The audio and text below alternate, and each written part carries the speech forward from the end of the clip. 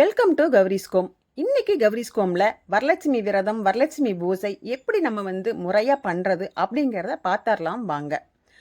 வரலட்சுமி தாயாரை நம்ம நல்லா நமக்கு பிடிச்ச மாதிரி, நமக்கு தெரிஞ்ச மாதிரி நல்லா அலங்காரம் பண்ணி வீட்டு வாசலில் கொண்டு போய் வச்சு அந்த அம்மாவுக்கு தீப ஆராதனையெல்லாம் காமிச்சு அந்த அம்மாவை வீட்டுக்குள்ளார அழைச்சிட்டு வரணும். எப்படின்னா, மகாலட்சுமி தாயரே வாங்க, அப்படி இல்லை அப்படின்னா ஏதாவது பாட்டு தெரிஞ்சால் பாட்டு பாடி கூப்பிட்டு வீட்டுக்குள்ளார வரலாம். இப்போ வீட்டுக்குள்ளார அழைச்சிட்டு வச்சாச்சு. இதுதாங்க முதல் நாள் தாயாரை அழைக்கும் முறை.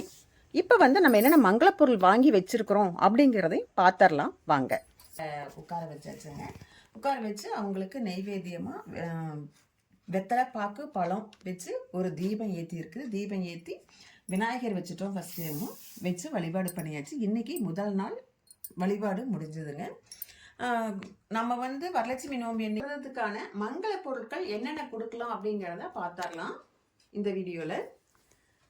பாருங்க, சரடு உங்களால் என்ன முடியுமோ அதை நீங்கள் கொடுக்கலாங்க.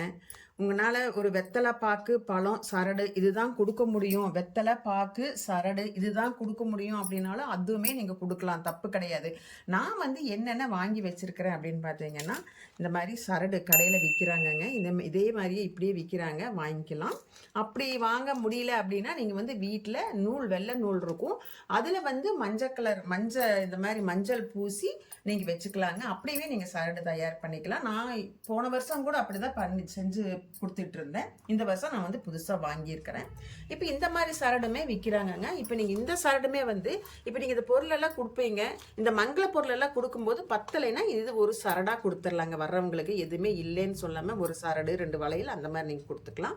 இப்போ இந்த வளையல் எப்படின்னா, இதுக்கு பச்சை சிகப்பு இந்த மாதிரி தான் கொடுக்கணும். அதுதான் முதல்ல இருந்தே கொடுத்துட்டு இருக்கிறாங்க. இதுலேயுமே பச்சை சிகப்பு இதெல்லாமே இருக்குது. கொஞ்சம் இந்த மாதிரி கலர் தான் கொடுக்கணும். அதுதான் மங்கள பொருளுக்கு அதை தான் முக்கியத்துவமாக கொடுப்பாங்க. அப்புறம் ஜாக்கெட் பிட்டு பாருங்க, சாமிக்கு ஜாக்கெட் பிட்டு ஒன்று கண்டிப்பாக வைக்கணும். ஜாக்கெட் பிட்டு, அப்புறம் மற்ற ஜாக்கெட் பிட்டு நீங்கள் உங்களுக்கு என்ன விலையில எடுக்க முடியுதோ, உங்களுக்கு எப்படி சௌரியமாக இருக்கோ அப்படி நீங்கள் எடுத்துக்கலாம். நான் இந்த தடவை சில்க் காட்டன் தான் எடுத்துருக்கிறேன். இந்த கலர்லாம் ரொம்ப நல்லா இருக்குதுங்க, எனக்கு ரொம்ப பிடிச்சது. முக்கால்வாசி கொடுக்கறதுக்கு இந்த வரலட்சுமி நோம்பில் கொடுக்கறதுக்கு பச்சை சிகப்பு மஞ்சள் ஆரஞ்சு அந்த பிங்க்கு இந்த ப்ளூ இந்த மாதிரி கலர்களில் தான் கொடுக்கணுங்க. இப்படி தான் கொடுப்பாங்க. இதுதான் முறையாக கொடுப்பாங்க.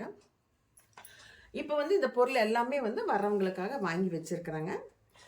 இப்போ இதனை சின்ன வளையலாக இருக்குதுன்னு பார்க்குறீங்க. நான் பெண் குழந்தைகளை கூப்பிட்டுருக்கிறேன், சின்ன பிள்ளைங்களை. அவங்களுக்காக நான் சின்ன வளையல் வாங்கி வச்சுருக்கிறேன். கண்ணாடி வளையலெல்லாம் போட்டாங்கன்னா அவங்களுக்கு கையில் குத்திரும். அதனால் நான் பிளாஸ்டிக் வளையல் வாங்கி வச்சுருக்கிறேன். இந்த மாதிரியுமே நம்ம வாங்கி கொடுத்துக்கலாம்.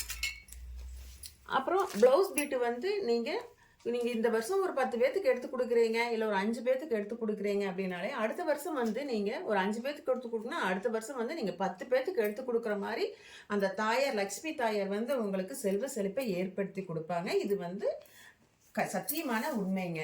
வீட்டில் நாங்கள் வரலட்சுமி நோன்பு வரலட்சுமி விரதம் எப்படி பூஜை வழிபாடு முறைகள்லாம் பண்ணுறது அப்படின்னு சொல்லி எங்கள் சேனலில் நாங்கள் போட்டுட்ருக்குறோங்க.